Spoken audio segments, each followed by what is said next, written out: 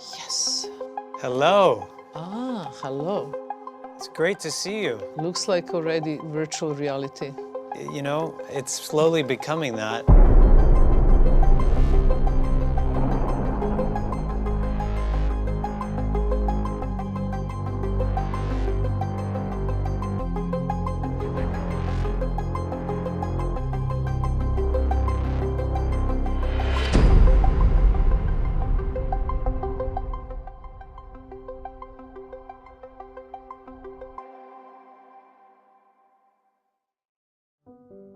You sit in the front of me. There's nothing happening. There's no plot. There's no story. There's no crescendo. There's no developing. There's no beginning, end. There's nothing. I take everything away from you. It's just you and me. And it's about eyes and gaze. And this is true communication. You know, the people can communicate much more through the eye gaze than any verbal conversation. Because if you're talking and I'm talking and you're thinking, I'm thinking, there's so many interferences. It's like a curtains going between us. But when everything goes away, it's just you and me and gaze. It really moves you.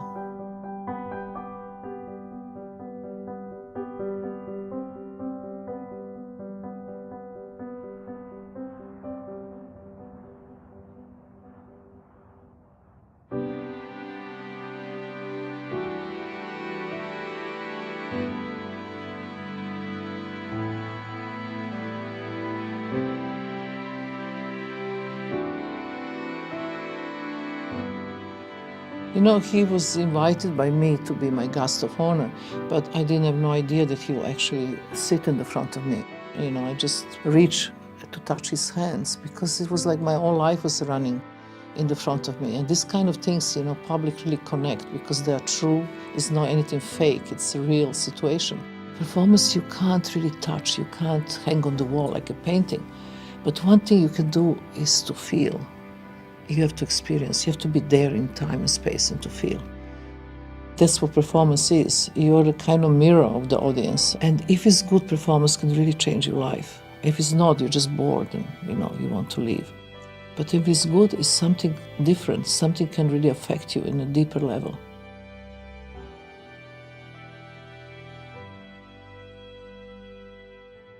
I find myself extremely lucky. That very early stage of my life, when I was, 12 or 7 or 6, 8, 9 already, I knew I have to be an artist and I can't do anything else.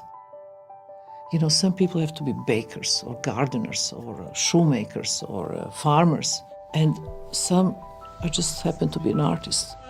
When somebody comes to me and say, I would like to be an artist, I send him home because you can't like to be an artist. Just you're artist, you're not. It's like a fever. It's like you are in a kind of a possession. You have to do it because it's stronger than you. And so many people lose so much time with doubting. Doubting is a huge, huge problem.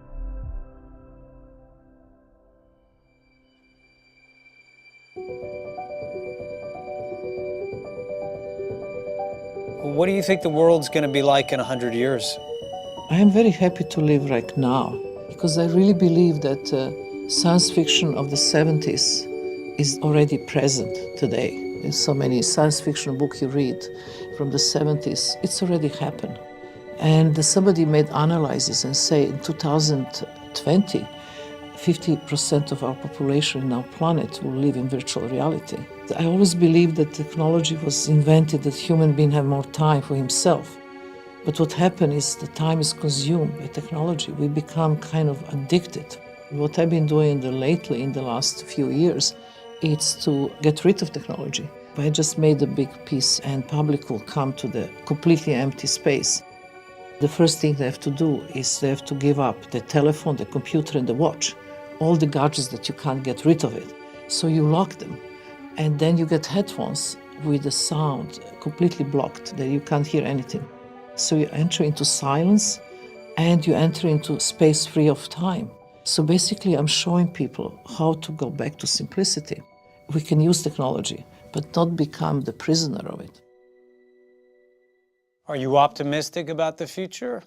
It's so easy to criticize the world as it is.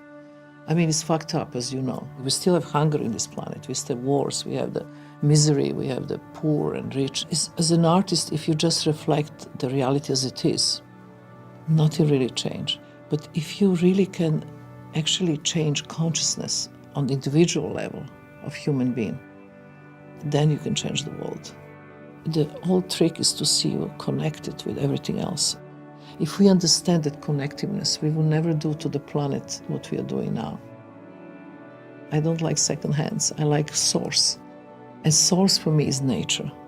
Art I love have to be emotional. Art I love, I have to feel in my stomach. My work is really to lift human spirit.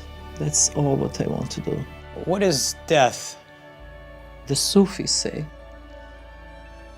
life is a dream, and death is waking up. I'm very busy with the death. I think about that every single day. American culture is a strange culture. You're completely deprived from the idea of dying. You think you're immortal and ever young. But, bad news. It's not like that. We're all going to die, and the death can come any minute, any second. I mean, just thinking that any asteroid in this vast universe can crash on this planet in 1 second, and we're all gone. The more you think about death and mortality, the more you enjoy life. Because then you don't waste your time on bullshit. You just focus.